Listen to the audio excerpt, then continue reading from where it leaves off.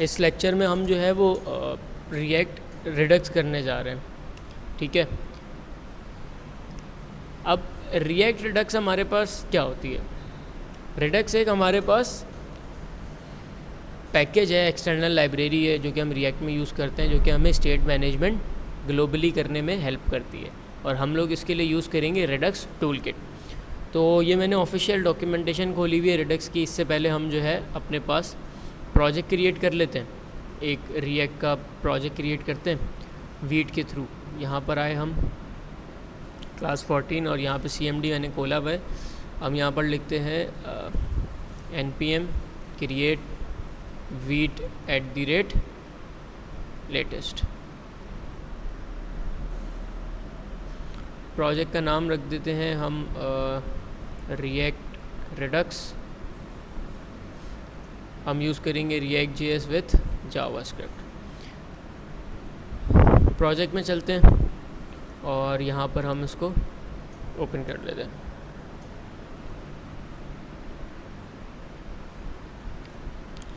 हमारे पास रिएक्ट का क्या हो गया, प्रोजेक्ट क्रिएट हो गया। प्रोजेक्ट क्रिएट जब भी होता है रिएक्ट का, तो उसके बाद हम npm i करके पैकेजेस इंस्टॉल कर लेते हैं।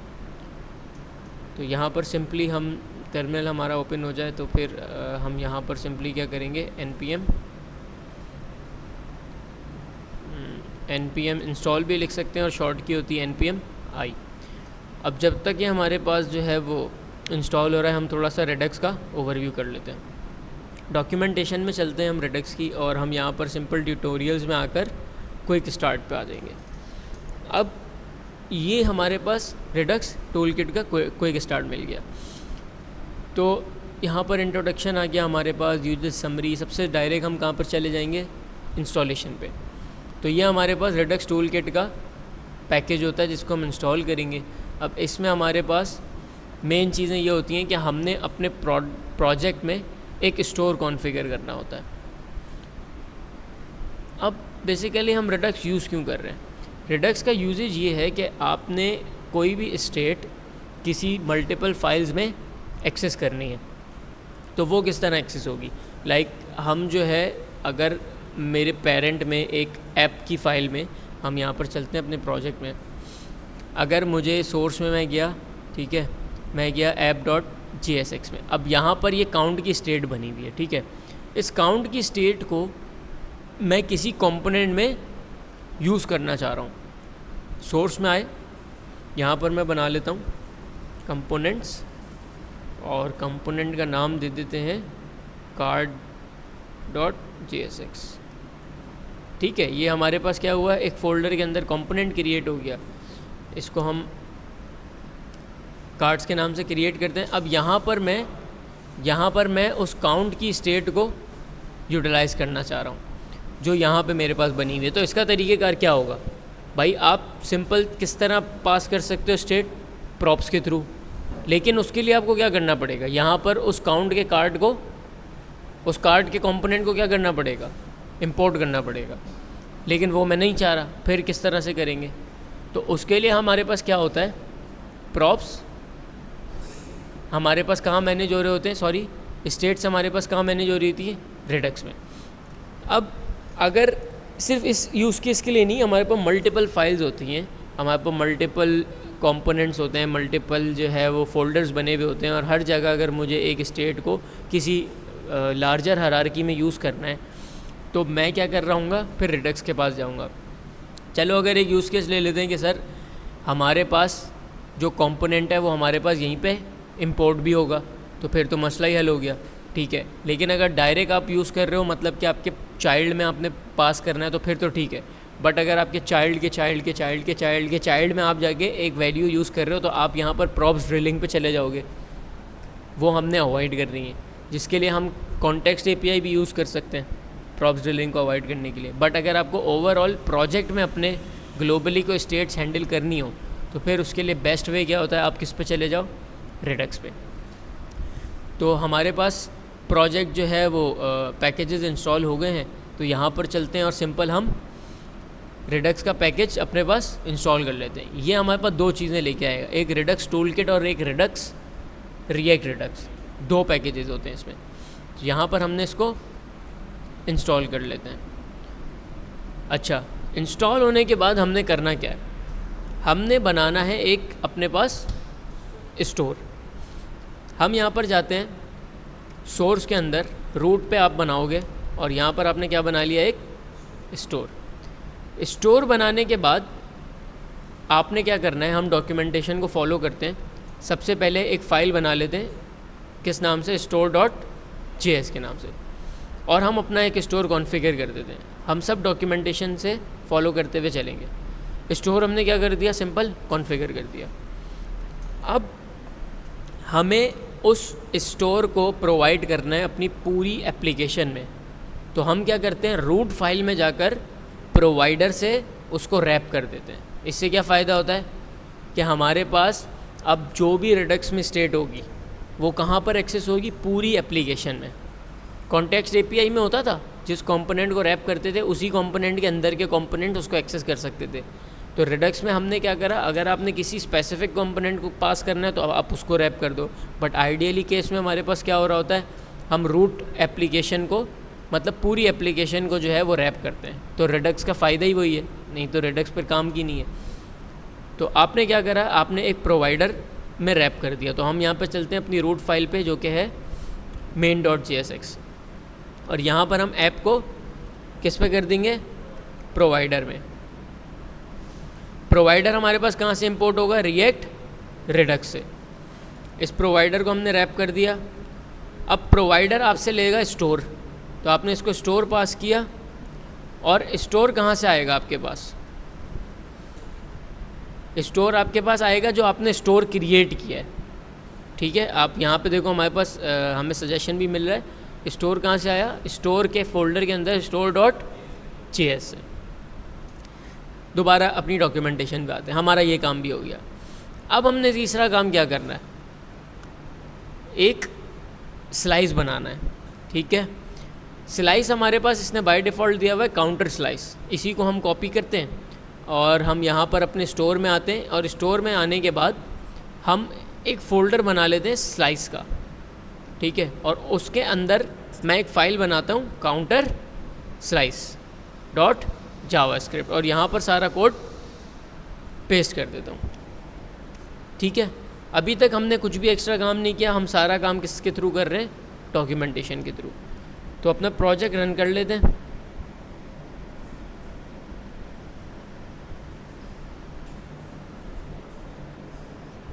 ये हमें एक प्रोजेक्ट मिल रहा है। ठीक है, अब जैसे कि ये काउंट की स्टेट है ना, ये अभी कहाँ से मैनेज हो रही है, ये यूज़ स्टेट से मैनेज हो रही है। मैं चाह रहा हूँ कि ये कहाँ पे मैनेज हो, रेडक्स के थ्रू मैनेज हो। ठीक है, तो अब हमने क्या करना है, यहाँ पर देखते हैं और हमारे पास क्या है। अच्छा,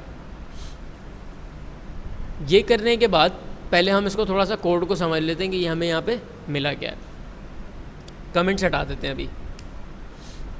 अब देखो स्लाइस में हमारे पास क्या होता है, आपने सिंपल एक क्या करा, स्लाइस क्रिएट किया, मतलब कि एक्सपोर्ट किया कांस्टेंट स्लाइस का नाम, और क्रिएट स्लाइस आपको कौन दे रहा है, रेडक्स टूलकिट। क्रिएट स्लाइस में आप क्या करते हो, आप एक नाम देते हो स्लाइस का, ठीक है, और आप उसकी इनिशियल स्टेट डिफाइन कर देते हो। यहाँ तक कोई मसला?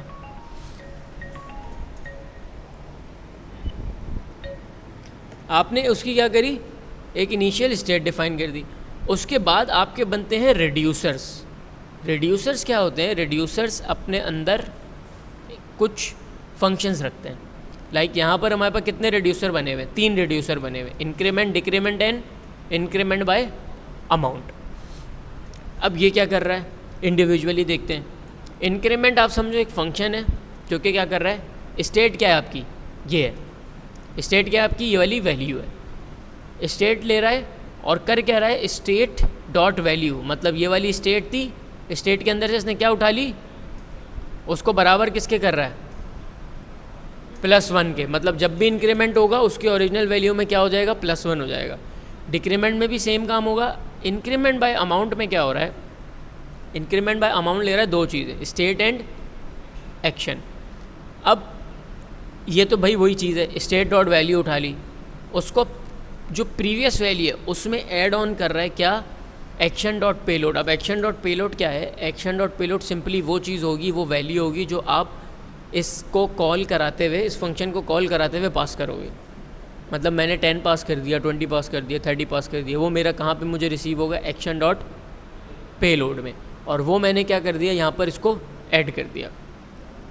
ये करने के बाद मैंने क्या करा, एक्सपोर्ट करे वो सारे फंक्शंस जो कि मैंने किसके अंदर बनाए थे, कि ये काउंटर स्लाइस के रिड्यूसर में बनाए थे। ये हुई हुई है D structuring. Counter slice dot actions, ये हमारे सारे क्या हैं, ये सारे एक्शंस हैं। तो काउंटर स्लाइस के एक्शंस में से मैंने क्या क्या निकाल लिया, इंक्रीमेंट, डिक्रीमेंट और इंक्रीमेंट बाय अमाउंट। अगर कोई यहाँ पर इंक्रीमेंट बाय अमाउंट नहीं लिखा हुआ होगा, एक्सपोर्ट नहीं हो रहा होगा, तो वो यूज़ भी नहीं हो सकता। और सबसे आखिर में हमने एक्सपोर्ट डिफ़ॉल्ट क्या कर दिया, counter slice dot reducer, reducer को क्या कर दिया, एक्सपोर्ट कर दिया। अब ये रिसीव कहाँ होगा, ये हमारे पास रिसीव होगा स्टोर में। दोबारा डॉक्यूमेंटेशन में चलते हैं। अब ये क्या बोल रहा है, जो आपने स्लाइस बनाया उसको कहाँ पर करो, स्टोर में ऐड करो। तो यहाँ पर देखते हैं, ऐप डॉट स्टोर में है, इम्पोर्ट क्या करा, काउंटर रिड्यूसर कहाँ से, काउंटर के स्लाइस में से। तो मैं यहाँ पर आता हूँ, मैंने लिखा इम्पोर्ट काउंटर रिड्यूसर फ्रॉम,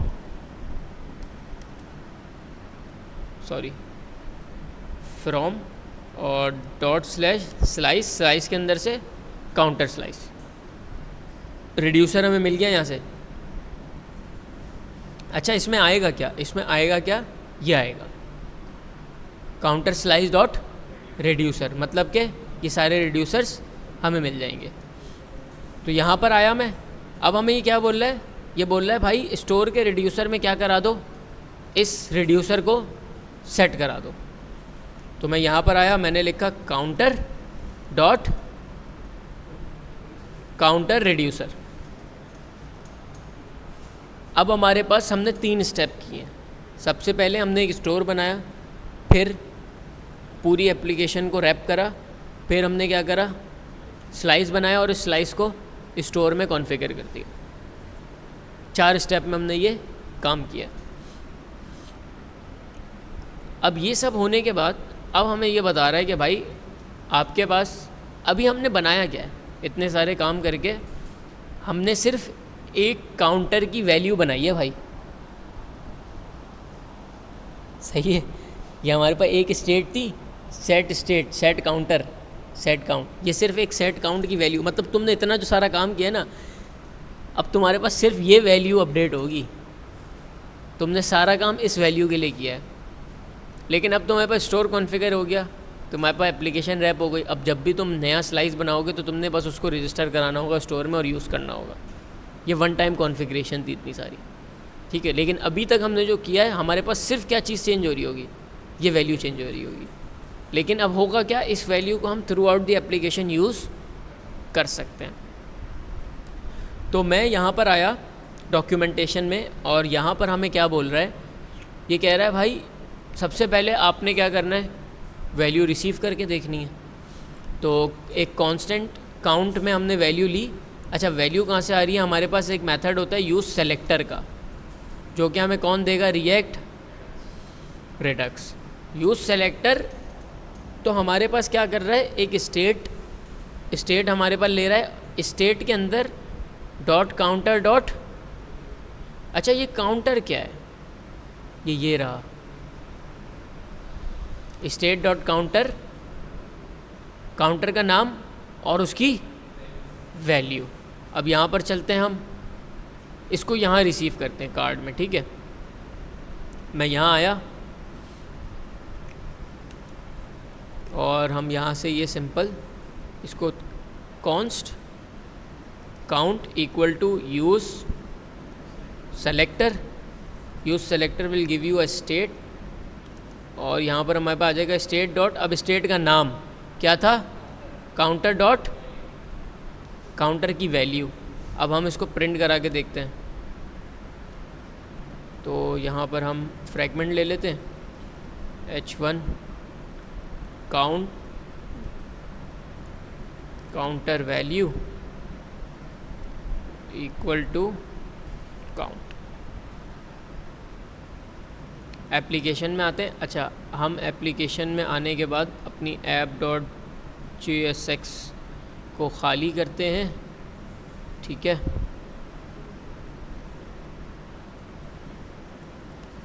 और यहाँ पर उसको कॉल करा लेते हैं, किसको, कार्ड के।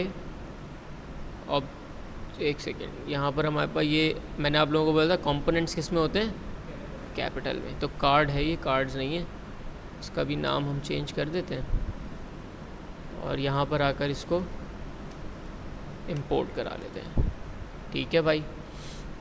अच्छा, हमारे पास UI थोड़ी सी क्लियर कर लेते हैं, CSS इसको क्लियर कर दिया और app.csx को भी क्लियर कर देते हैं। ये हमारे पास कार्ड आ गया। H1 में हमारे पास कोई वैल्यू नहीं आ रही, एरर देखते हैं क्या आ रहा है। चलिए, can not read properties of undefined reading value.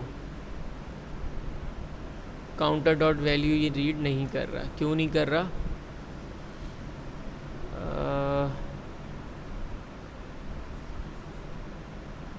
Counter dot value, यहाँ पर चलते हैं, हमने क्या गलती करी है। स्टेट डॉट यूज सेलेक्टर है, यूज सेलेक्टर के बाद state dot counter dot, yes, counter dot value. अच्छा, यहाँ पर हमारे पास मसला क्या आ रहा है, लेट मी चेक। पहले तो देखते हैं डायरेक्टली हमारे पास चल रहा है, नहीं चल रहा। कंसोल इसको रीड नहीं कर रहा ये, ठीक है। काउंटर वैल्यू तो हमारे पास आ रही है। यहाँ पर इसको अनकमेंट करते हैं, count equal to use selector, हमारे पास होके इंपोर्ट हो गया। स्टेट दी हमने काउंटर डॉट वैल्यू। यहाँ पर आते हैं स्टोर के अंदर, काउंटर ऐप में हमारे पास ये सेव हुआ हुआ है, स्टोर वहाँ से मिल रहा है। अच्छा, यहाँ पर मैंने इसको प्रोवाइडर को स्टोर वगैरह देने के बाद सेव नहीं किया था, तो यहाँ पर आए काउंट, ठीक है। इशू क्या आ रहा था हमारे पास main.jsx में, यहाँ पे मैंने प्रोवाइडर के बाद तो फाइल सेव कर दी थी, बट स्टोर जब रजिस्टर किया था, इसको स्टोर पास किया था, तो वहाँ पे सेव नहीं करी थी, तो वो स्टोर में जाके उसको वैल्यू को गेट नहीं कर पा रहा था, ठीक है। तो हमारे पास यहाँ पे काउंट की वैल्यू आ गई है, बाय डिफ़ॉल्ट 0 है। अगर हम यहाँ पे स्टोर में जाते हैं अपने स्लाइस में और इसको 10 कर देते हैं, ठीक है, इसका मतलब हमारे पास वैल्यू तो ठीक चेंज हो रही है, ठीक है, हमारे पास वैल्यू सही गेट हो रही है। अब हम बात करते हैं कि वैल्यू को हमने क्या करना है, अपडेट करना है। अपडेट करने के लिए हमने कोई ना कोई रिड्यूसर बना हुआ होना चाहिए हमारे पास, और हमारे पास 3 बने हुए। कौन कौन से? Increment, decrement and increment bye amount. अब देखो यूज़ सेलेक्टर क्या चीज़ है। यूज़ सेलेक्टर हमारे पास हुक है जो कि हमें देता है रिएक्ट रिडक्स। अच्छा, रिएक्ट रिडक्स और रिएक्ट रिडक्स टूल किट में क्या फ़र्क है? एक रिडक्स टूल किट है और एक रिएक्ट रिडक्स है। भाई इसको इस तरह समझो, रिएक्ट रिडक्स जो है ना, या एक काम करते हैं, आप यहाँ से शुरू करो। रिडक्स टूल किट आपको क्या करती है? हेल्प आउट करती है स्टोर और स्लाइसेस बनाने में, ग्लोबली स्टेट बनाने में, उसको रखने में। आपके पास कौन काम करती है? Redux tool kit. अब रिएक्ट रिडक्स क्या करती है? भाई उस स्टेट को पूरी एप्लीकेशन में कैसे यूज़ करोगे? वो बोलती है वो मैं करके दूंगी। पूरी एप्लीकेशन में तुम गेट किस तरीके से करोगे? तुम यूज़ सेलेक्टर के मेथड से करोगे, वो मेरे पास है, ठीक है। तुम अपडेट किस तरीके से करोगे? यूज़ डिस्पैच के थ्रू, वो भी हुक मेरा है। तो रिडक्स ये काम करती है। जब हमने प्रोवाइडर रैप करा मेन में, तो वो भी कहाँ से आया हमारे पास? रिएक्ट रिडक्स से। मतलब रिडक्स टूल किट का काम कहाँ तक है? जब हम स्लाइसेस बना रहे हैं या फिर स्टोर बना रहे हैं। मतलब स्लाइसेस और स्टोर क्रिएट करने में रिडक्स टूल किट, देन उन सारी चीज़ों को यूटिलाइज़ करने में रिएक्ट रिडक्स। अच्छा, यहाँ पर आने के बाद अब हम बात करते हैं कि भाई जो हमने फंक्शंस बनाए हैं, रिड्यूसर्स बनाए हैं, उनको हम यूज़ कैसे कर सकते हैं। तो हमारे पास एक यूज़ डिस्पैच का हुक होता है। तो मैंने यहाँ पर क्या करा, कांस्टेंट एक डिस्पैच बनाऊँगा मैं, उसको बराबर कर दूँगा यूज़ डिस्पैच के। वो भी कहाँ से हमारे पास आएगा, रिएक्ट रिडक्स से। अब नेक्स्ट स्टेप क्या है, कोई भी बटन आप लो और ऑन क्लिक पर क्या कर दो, डिस्पैच कर दो क्या, इंक्रीमेंट, जो कि हमने बनाया था।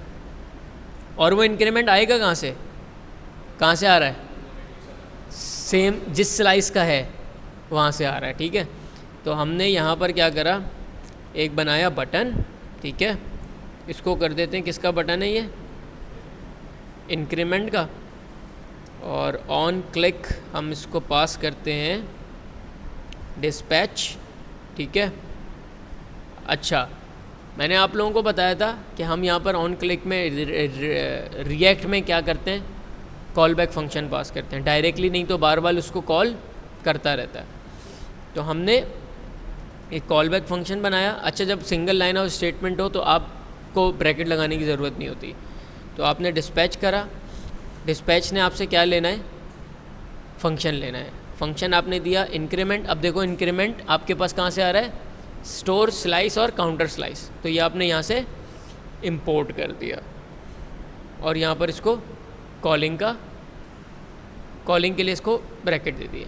अब यहाँ पर चलते हैं, हम इंक्रीमेंट पे क्लिक करें, क्या हो रहा है इंक्रीमेंट। अब डिक्रीमेंट के लिए इसी को कॉपी पेस्ट करते हैं और इसको कर देते हैं डिक्रीमेंट। ठीक है, डिक्रीमेंट हमारे पास आ गया, सेव करा।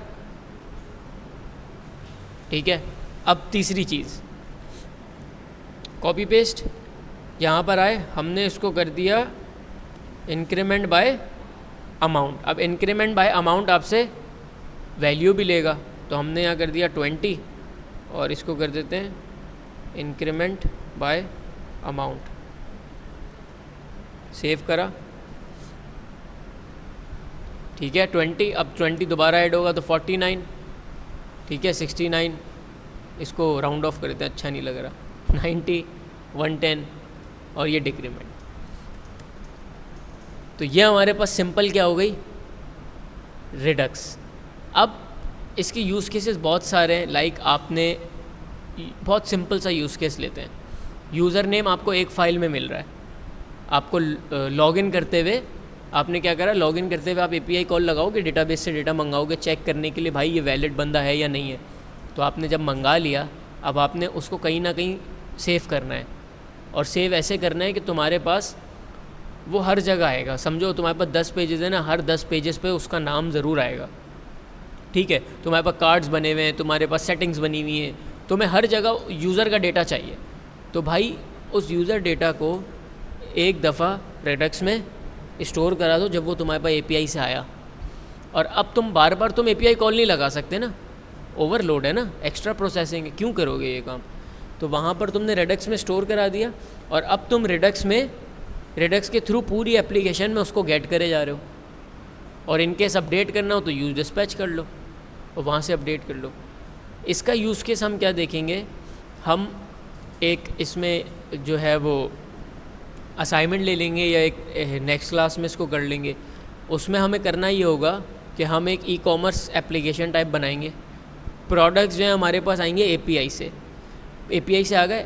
अब यूज़र जो है जो भी प्रोडक्ट ऐड टू कार्ट करेगा, ऐड टू कार्ट का तो मॉडल अलग है, तो वहाँ तक कैसे भेजोगे उसको, क्योंकि ऐड टू कार्ट तो कहीं और से खुलेगा। समझो ऐड टू कार्ट का पेज ही अलग है लेट से, तो जब उसको क्लिक करा, उसको खोला, तो वहाँ पर कैसे पास करोगे। सेम जगह पर तो कॉल नहीं हो रहा, जहाँ पे API कॉल हो रही है वहाँ पर उसका कंपोनेंट तो नहीं आ रहा। ठीक है, तो तुम क्या करोगे, जब क्लिक होगा जिस प्रोडक्ट पे भी, उस प्रोडक्ट का ऑब्जेक्ट कहाँ सेव कराओगे, रेडक्स में।